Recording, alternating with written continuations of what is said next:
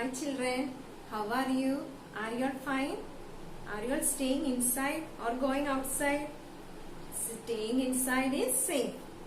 So don't forget to attend our class. So we are going to study a new lesson in English, My Home, Your Home. As the name says, you all know it is about home.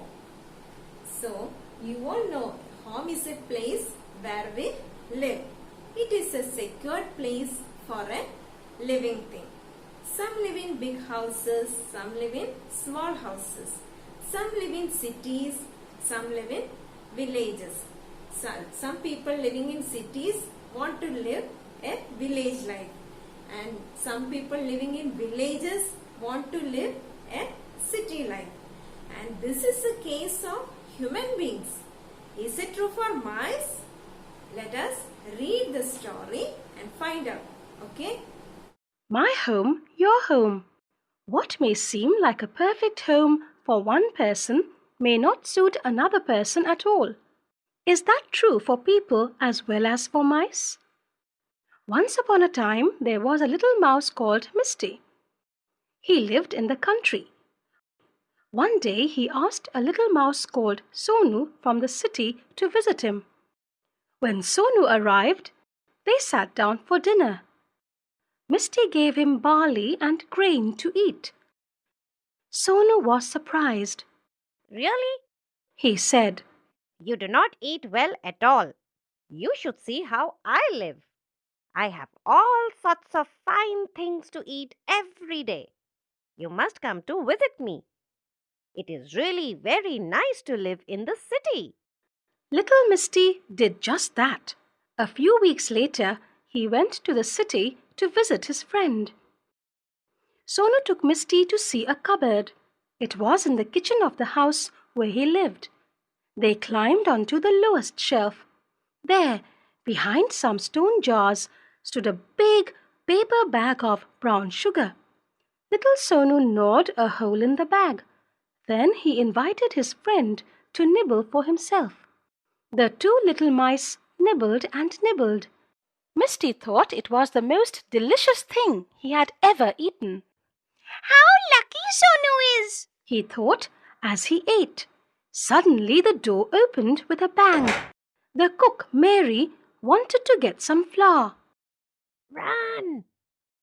Whispered Sonu. They ran as fast as they could.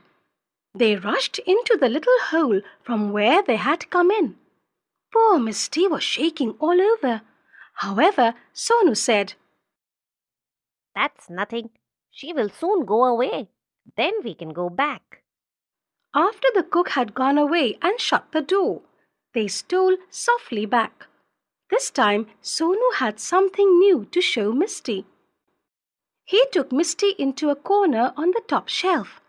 A big jar of raisins stood there open. After much tugging and pulling, they got a large dried raisin out of the jar onto the shelf and began to nibble at it. This was even better than the brown sugar. Misty liked the taste so much that he ate it as fast as he could.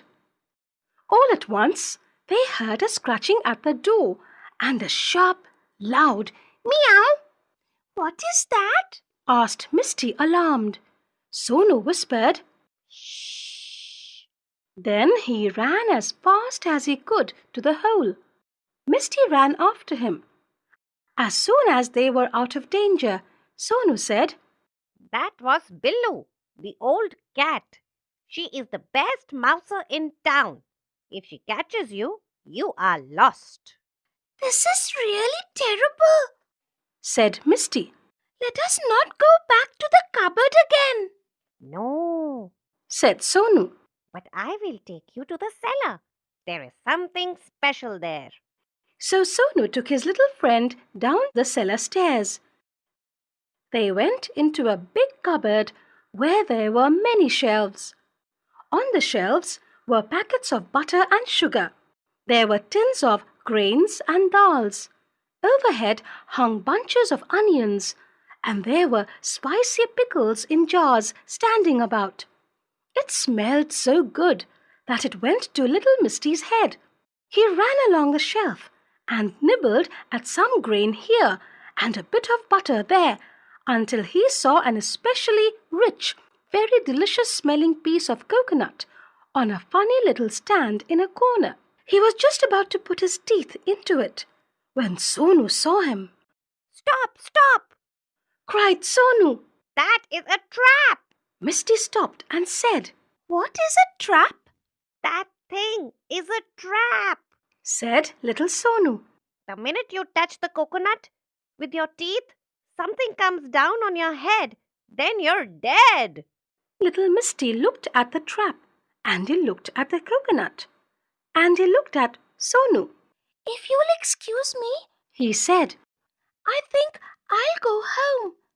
It's nice to have brown sugar, raisins, and butter, but I don't want to be frightened to death all the time.